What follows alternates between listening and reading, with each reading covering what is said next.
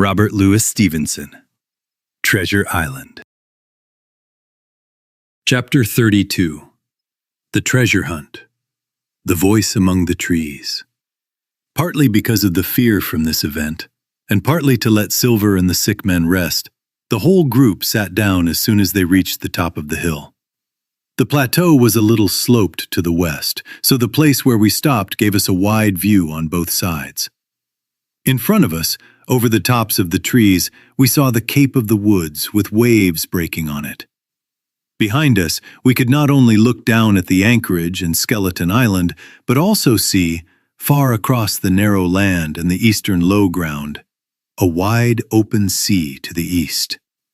High above us rose the Spyglass, here with a few pine trees, and there dark with steep cliffs. There was no sound except the distant noise of waves coming from all sides and the chirping of many insects in the bushes. There was no person and no ship on the sea. The great size of the view made the feeling of loneliness even stronger. Silver, as he sat, took some directions with his compass. "There are 3 tall trees," he said, "more or less in the right line from Skeleton Island. Spyglass Shoulder, I think, means that lower point there. It is very easy to find the treasure now. I almost feel like eating first." "I do not feel hungry," said Morgan, thinking about Flint. "I think that is what is troubling me." "Well, my son, you should be glad he is dead," said Silver. "He was a terrible man," cried a third pirate with a shiver. "And his face was blue, too." "That is what rum did to him," added Mary. "Blue. Yes, I believe he was blue. That is true." Since they had found the skeleton and started thinking like this, they had spoken more and more quietly, and now they were almost whispering, so that their voices hardly broke the silence of the forest. Suddenly, from among the trees in front of us, a thin, high, shaking voice began to sing the well-known song. 15 men on the dead man's chest. Yo-ho-ho and a bottle of rum. I have never seen men so terribly afraid as the pirates. The color left their faces at once. Some jumped to their feet, some grabbed others, and Morgan fell down on the ground. "It is Flint by—" cried Mary. The song stopped as suddenly as it had begun. It broke off in the middle, as if someone had put a hand over the singer's mouth. Coming through the clear, sunny air among the green treetops, I thought it sounded light and almost pleasant, and so the effect on my companions was even stranger. "Come," said Silver, trying hard to speak with his pale lips. "This will not do. Get ready to move. This is a strange start, and I cannot tell whose voice it is, but it is someone playing tricks. Someone alive, and you can be sure of that." His courage came back as he spoke, and some color returned to his face. The others had already begun to listen to his words and were calming down a little, when the same voice sounded again. Not singing this time, but calling weakly from far away, with an echo that became even weaker among the rocks of the Spyglass. "Darby McGraw," it cried, for that is the best way to describe the sound. "Darby McGraw! Darby McGraw!" Again and again, and then a little louder, and with a curse that I leave out. "Bring the rum here, Darby!" The pirates stayed frozen in place, their eyes wide with fear. Long after the voice had stopped, they still stood and stared silently ahead of them in terror. "That settles it," said one, breathing hard. "Let's go." "Those were his last words," said Morgan sadly. "His last words on deck." Dick took out his Bible and began to pray loudly. He had been well raised, had Dick, before he went to sea and met bad people. Still Silver did not give up. I could hear his teeth shaking in his head, but he had not yet lost his courage. "No one on this island has ever heard of Darby," he muttered. "No one except us who are here." Then, making a big effort, "Shipmates," he cried. "I am here to get that treasure, and I will not be beaten by man or devil. I was never afraid of Flint when he was alive, and by heaven, I will face him dead. There are 700,000 pounds less than a quarter of a mile from here. When has a gentleman of fortune ever turned his back on so much money for a drunken old sailor with a blue face? And he dead, too." But his men did not become braver.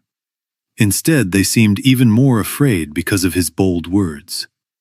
"Stop there, John," said Mary. "Do not go against a spirit." And the others were too frightened to answer. They would have run away alone if they had dared, but fear kept them together and close to John, as if his courage helped them.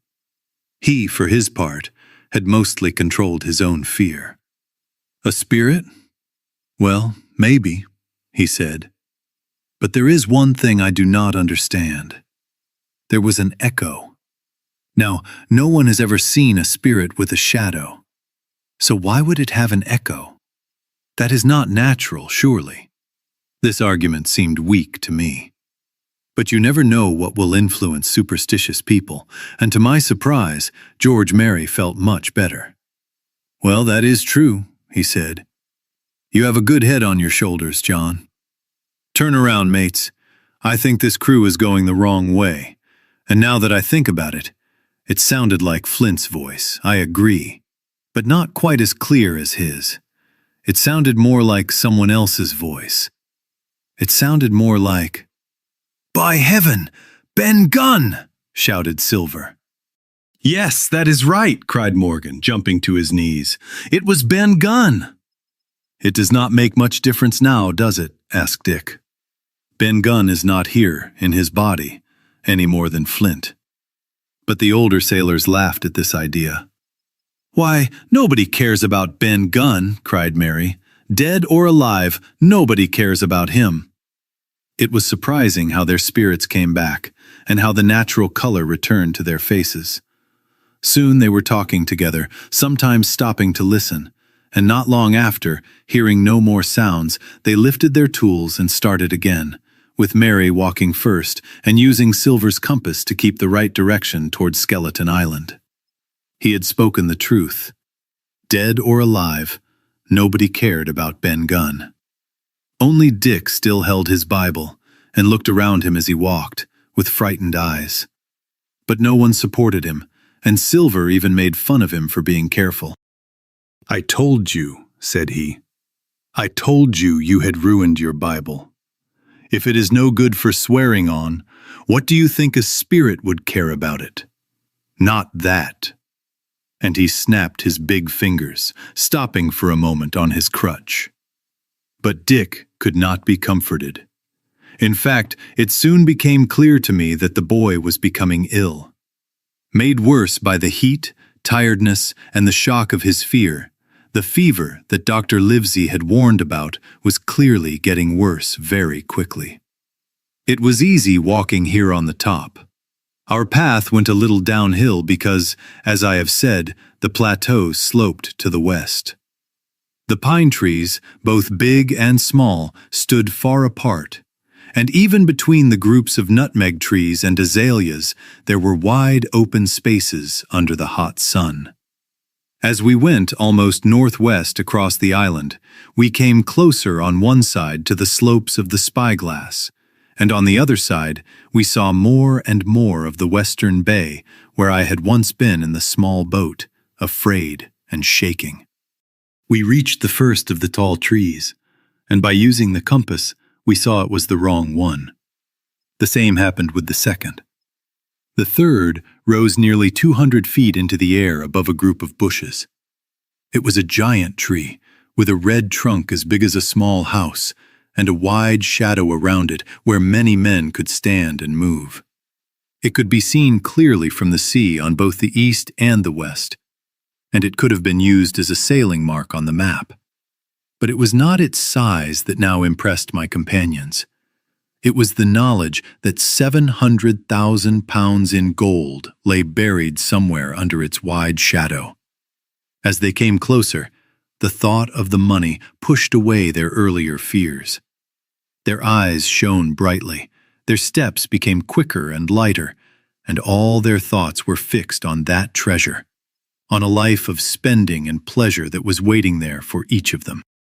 Silver moved forward on his crutch, making rough sounds. His nose moved as he breathed, and he cursed like a madman when flies landed on his hot, shining face. He pulled hard on the rope that tied me to him, and from time to time he looked at me with a deadly expression. He did not try to hide his thoughts, and I could understand them clearly. Now that the gold was so near, he had forgotten everything else.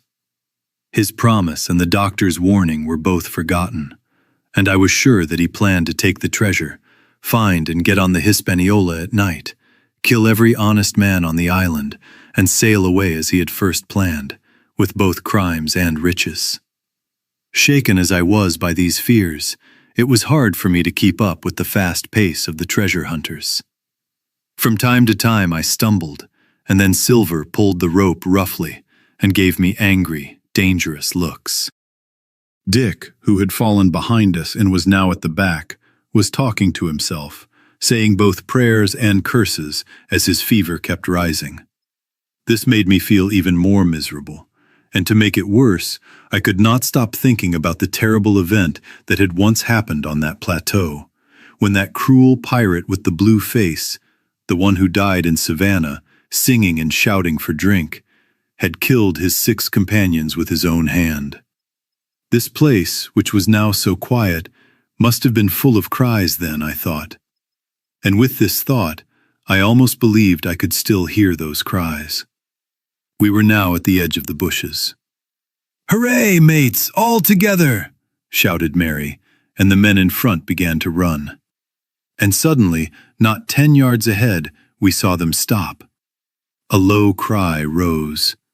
Silver moved faster, pushing forward with his crutch like a man out of control, and in the next moment he and I also stopped suddenly. In front of us was a large hole in the ground. It was not new because the sides had fallen in and grass had grown at the bottom. Inside it lay the broken handle of a pickaxe, and pieces of several wooden boxes scattered around.